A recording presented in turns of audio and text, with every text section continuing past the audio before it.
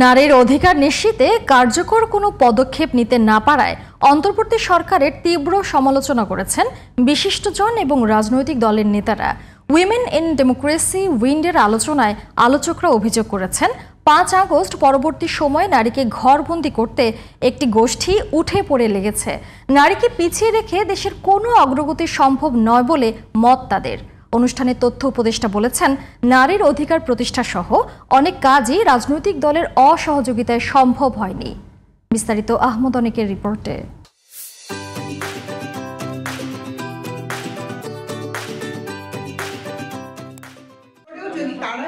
গণতন্ত্র বিনির্মাণের নারী আমরা কি পেলাম, এ বিষয়ে শনিবার রাজধানীর ইস্কাটনে BIISS এর অডিটোরিয়ামে আলোচনা সভার আয়োজন করে উইন্ড।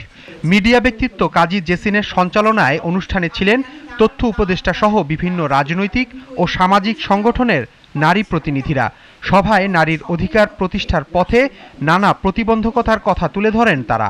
বাংলাদেশের মোড় ঘুরিয়ে দেওয়া ডিসিশন যেখানে নেওয়া হয় সেখানে কোনো নারী নাই। জুলাই গণঅভ্যুত্থানের পর নারী অধিকার প্রতিষ্ঠায় অন্তর্বর্তী সরকারের ভূমিকার সমালোচনা করেন নারী নেত্রীরা। যখন এই যে ঐক্য কমিশন হলো, ঐক্যমতের কমিশন, শেষ পর্যন্ত আমরা দেখলাম যে ওখানে নারীর বিষয়ে কোনো রকম সেরকম আলোচনাই হয় নাই। রাজনৈতিক সংস্কার যদি করতে হতো সেটা প্রথম 3 মাসের মধ্যেই এই সরকারকে করতে হতো। নারীকে ঘরবন্দি করে রাখতে রাজনৈতিক অপতৎপরতা চলছে বলে জানান আলোচকরা। এবং আরো আনফরচুনেট যে আমরা আমাদের কাছে কি শুনতে পাচ্ছি কর্মঘণ্টা সীমিত করে দেওয়ার, 8 ঘন্টার জায়গায় 5 ঘন্টা। 5 ঘন্টা হলে কি তিনি 5 ঘন্টার বেতন পাবেন? তাহলে তো আমরা তার আর্নিং পটেনশিয়াল কমিয়ে দিচ্ছি। This doesn't serve the women. যেসব নারীরা বাইরে এসে তাদের মতামত নিয়ে দাঁড়াতে চাচ্ছেন, তাদেরকে ঘরের ভেতর ঢুকিয়ে দেয়া বা বন্ধ করে দেয়া, এই জায়গাতে একটা বড় কিন্তু ইনভেস্টমেন্ট ঘটেছে। দেশের সার্বিক উন্নয়নে নারীর সমঅধিকার প্রতিষ্ঠার কোনো বিকল্প নেই বলে জানান বিশিষ্টজনরা। বেসিক যদি আমরা আমাদের মাইন্ডসেট চেঞ্জ না করতে পারি, বেসিকলি যদি আমরা এগোতে না পারি, এই ধরনের সেমিনারগুলো কিন্তু আসলে সেমিনার হিসেবেই থেকে যায়। পলিসি লেভেলে না যাওয়া পর্যন্ত এইটা কেউ দিয়ে দিবে, আমাকে ভাই দিয়ে দিবে, এটা হবে না। আর আমাদের পরিচয় রাজনীতিটা বদলাইতে হবে। আমার মা বোন হওয়া থেকে বাইরে আসতে হবে। আমি বাংলাদেশের নাগরিক।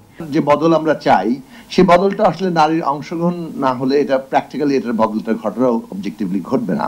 রাজনৈতিক দলগুলোর কমিটমেন্ট লাগবে এই ব্যাপারে, সোশ্যাল চেঞ্জের ব্যাপারে, নতুন বাংলাদেশ গড়বার ব্যাপারে, বাংলাদেশ যে বদলে দেবে তার ব্যাপারে রাজনৈতিক দলগুলো যদি কমিটমেন্ট না করে কিছু বদলাবে না। Ultimately politics is the commander. সভায় তথ্য উপদেষ্টা জানান, অন্তর্বর্তী সরকারের কাজ করার ইচ্ছা থাকলেও নানা প্রতিবন্ধকতায় তা বাস্তবায়ন সম্ভব হয়নি। নারীর প্রতি দৃষ্টিভঙ্গি পরিবর্তনের জন্য সমাজ কাঠামোর পরিবর্তন জরুরি বলে মনে করেন তিনি। এই দেশে ফ্যামিলি প্ল্যানিং করার জন্য আলেমদের সাথে নেগোসিয়েশনে বসতে হয়েছে।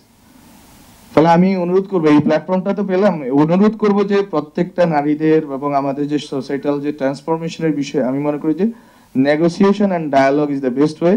সমাপনী বক্তব্যে সঞ্চালক কাজী জেসিন বলেন, নারীর অধিকার আদায়ে প্রান্তিক জনগোষ্ঠীকে সচেতন করার উদ্যোগ নিতে হবে। যারাই কাজ করছি যে জায়গাগুলো থেকে, সেখান থেকে উচিত যে প্রান্তিক জনগোষ্ঠী যারা আছে তাদেরকে আমাদের অধিকারের জায়গায় তাদেরকে সচেষ্ট করা এবং সংযুক্ত করা। আহমদ অনিক, জিটিভি নিউজ, ঢাকা। আমার বাবা